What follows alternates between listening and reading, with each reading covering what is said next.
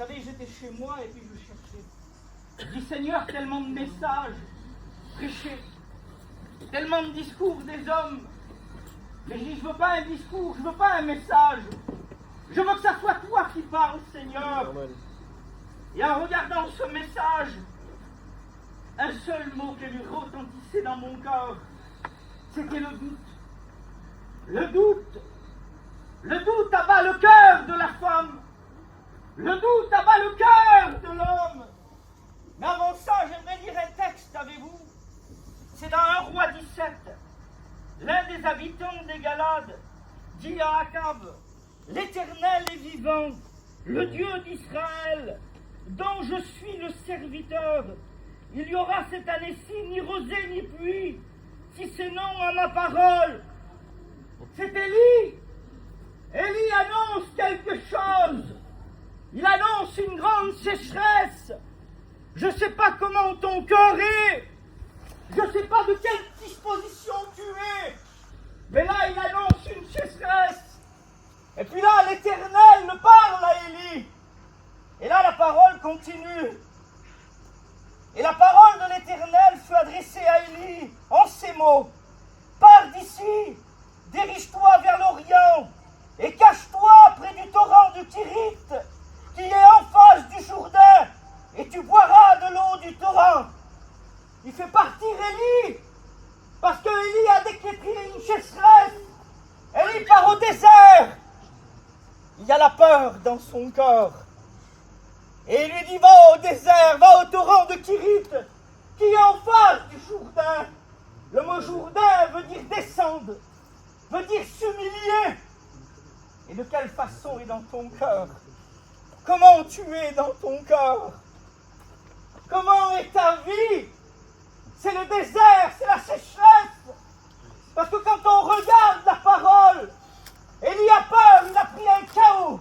Peut-être que tu as pris un chaos dans ta vie. Une mauvaise nouvelle est venue. Un découragement.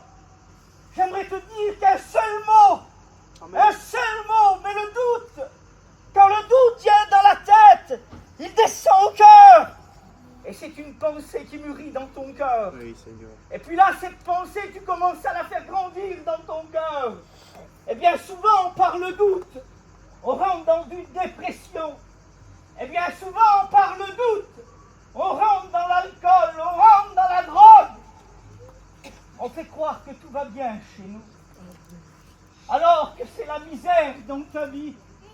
Tu peux porter des belles habits, tu peux avoir des belles voitures, une belle situation. Mais quand tu couches tes enfants, qu'il est 4 heures du matin, et que tu dis là, ça y est, c'est toujours comme d'habitude. Tu es face à toi-même, face à tes résolutions. Parce que j'aimerais te dire quelque chose. À tes résolutions dépendra ton succès. À ce que toi, tu vas entreprendre dans ton cœur. Mais là, Dieu est en train de parler à Élie. Et il lui dit, tu boiras de l'eau du torrent. Ça, c'est la part d'Élie. Parce qu'il y a la part de l'homme. Et ensuite, il y a la part de Dieu. Et il dit, j'ordonnerai aux corbeaux de te nourrir là. Et ils t'apporteront de la viande, du pain, le matin et le soir. J'aimerais te dire quelque chose. Qu'il est impossible à un corbeau de t'apporter de la viande, c'est carnivore. Mais sous la parole de Dieu, le corbeau obéit. Amen. J'aimerais te dire quelque chose. Peut-être que tu prends des cachets, des anaxes. Mais un mot de Dieu, qui tombe dans ton cœur. Et plus d'anaxes, plus d'alcool, Amen. plus de drogue. Bravo Dieu. Peut-être que tu es rétrograde et que tu es parti loin de la maison de Dieu. Et il y a le doute qui s'est installé dans ton cœur. J'aimerais te dire quelque chose. Pardon, c'était pas dans mon message. Mais la Bible dit que rien de souillé, rien de taché ne rentrera dans le royaume des cieux. Peut-être que tu es un chrétien, je ne sais pas comment tu marches. Mais j'aimerais te dire quelque chose. Que hier est passé, demain n'existe pas. Mais c'est aujourd'hui le jour du salut. Amen. Je ne sais pas comment tu vis dans ta vie. Peut-être que tu as laissé les armes. Peut-être que tu as abandonné le bouclier. Et puis ce soir, j'aimerais te dire, reprends les armes. Tu courais si bien, qui t'a arrêté? Élie se cachait. Élie avait peur. Ça devait être difficile. J'aimerais te dire quelque chose. Quand on est angoissé, quand on n'est pas bien dans sa vie, vous savez pourquoi je vous dis ça? Parce qu'il m'arrivait tellement de choses quand j'étais non chrétien. J'étais tellement angoissé que des fois, je ne sais pas pourquoi je dis ça, je ne l'ai jamais dit. Il fallait que je téléphone à ma femme pour que je puisse rentrer chez moi. Parce que j'arrivais plus à rentrer chez moi. Quand l'angoisse prenait ma vie, quand l'angoisse prenait mon cœur, je n'arrivais plus à rentrer à ma maison.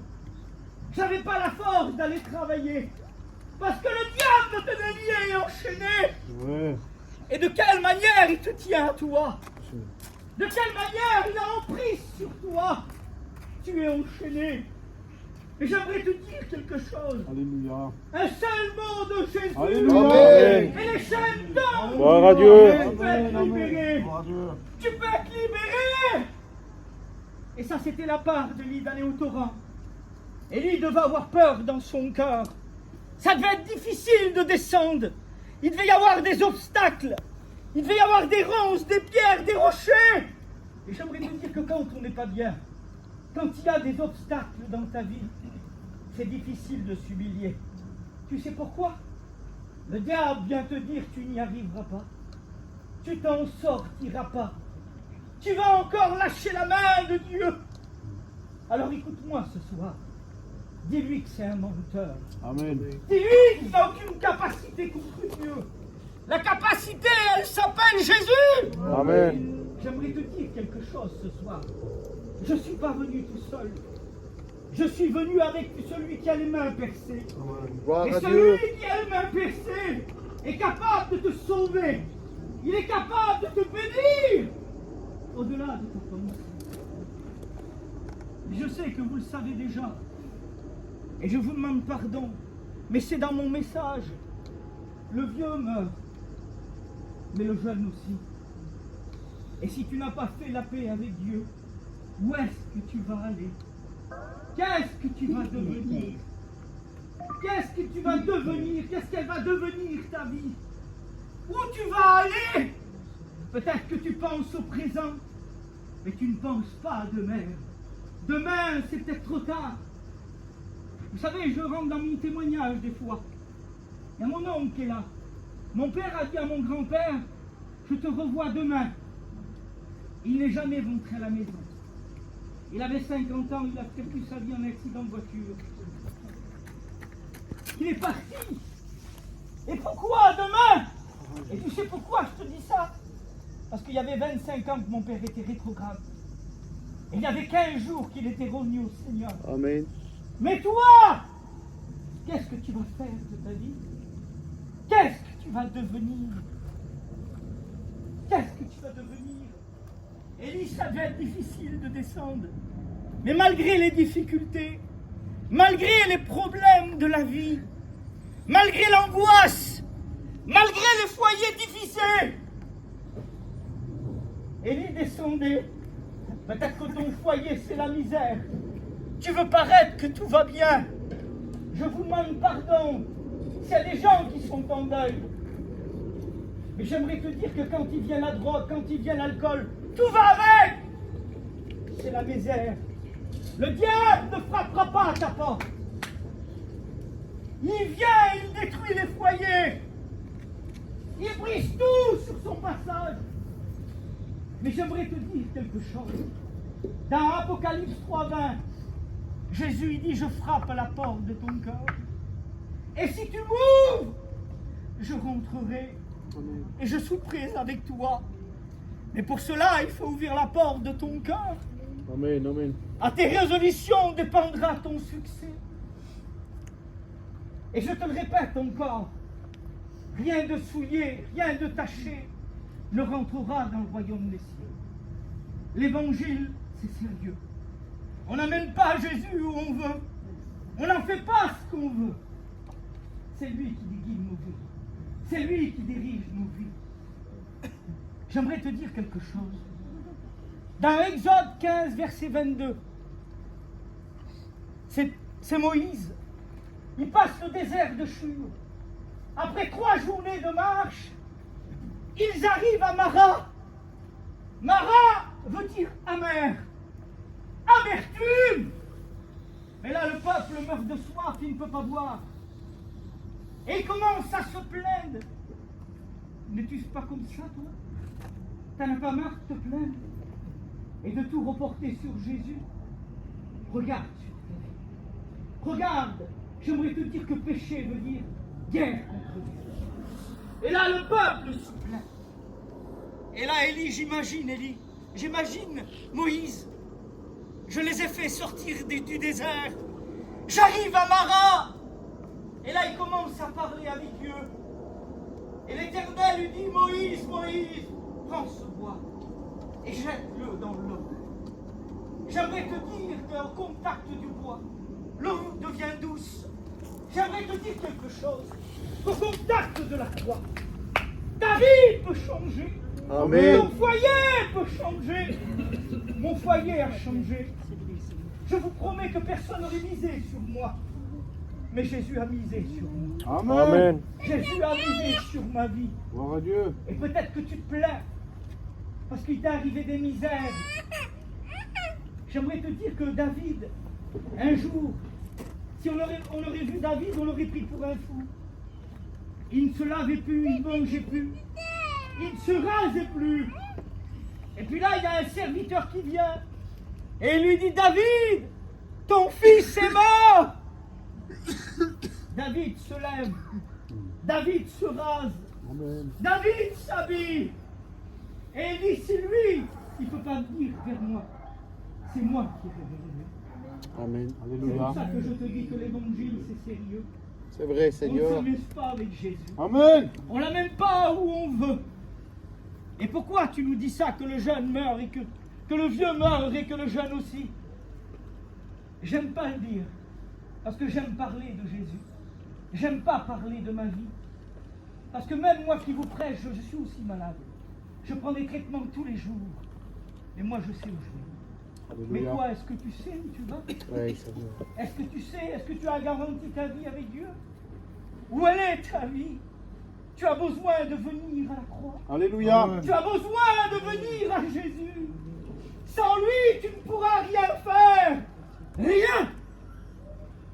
Et quand on regarde la parole de Dieu, au bout d'un certain temps, on s'aperçoit qu'elle est bien. Et puis là, c'est l'Éternel qui lui parle. Et l'Éternel, et la parole de l'Éternel lui fut adressée.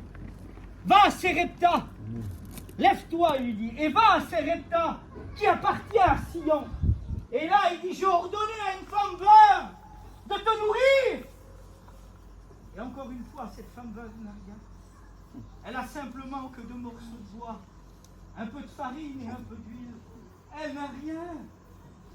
Et j'aimerais te dire qu'avec ton rien, le Seigneur peut tout faire. Amen. Gloire à Dieu. Ton foyer est brisé. Peut-être qu'il t'a enlevé ton identité. Peut-être que tu n'es plus rien. Et sur la parole de Dieu, ça se reconstruit. Peut-être que pour plus personne, il n'y a plus de moyen pour toi, pour ton foyer. Un jour, un garçon m'expliquait quelque chose. Il me disait, David, un jour, un garçon est rentré aux études. Sa mère chrétienne priait pendant 20 ans. Son mari l'avait laissé avec son fils Paco. Et sa mère fervente, elle se mettait tous les jours à prier. Son mari s'avait remarié dans un foyer. Son fils venait rentrer aux études. Et quand son fils est rentré aux études, sa mère l'appelle. Mon fils, mon fils. Le papa, il est rentré à la maison. Mais qui c'est qui fait ça? Il s'appelle Jésus. Parce que cet homme-là avait rencontré Jésus. Et il savait que le foyer où il était, c'était pas le sien. Il fallait qu'il rentre dans son foyer. J'aimerais te dire que Jésus t'appelle à rentrer et de venir Alléluia. Béni soit de Dieu. venir à Jésus. Parce que sans lui, tu ne pourras rien faire. Et bien souvent, c'est marqué devant nos pépites. C'est marqué derrière. Et Jean 3,16. Dieu a tant aimé le monde qu'il a donné son Fils unique, qu'afin que quiconque croit ne périsse pas, mais qu'il ait la vie éternelle. Amen. Parce qu'il ne veut pas. Oui, Seigneur. Il dit, quand je serai élevé entre ciel et terre, j'attirerai tous les hommes à moi. Tous les hommes à moi. Et là, je l'imagine. J'imagine Jésus.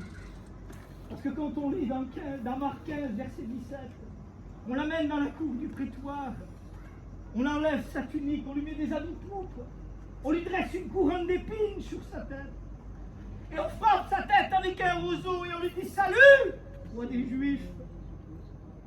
Mais qui c'est qui fait ça? David, c'est toi qui as fait ça.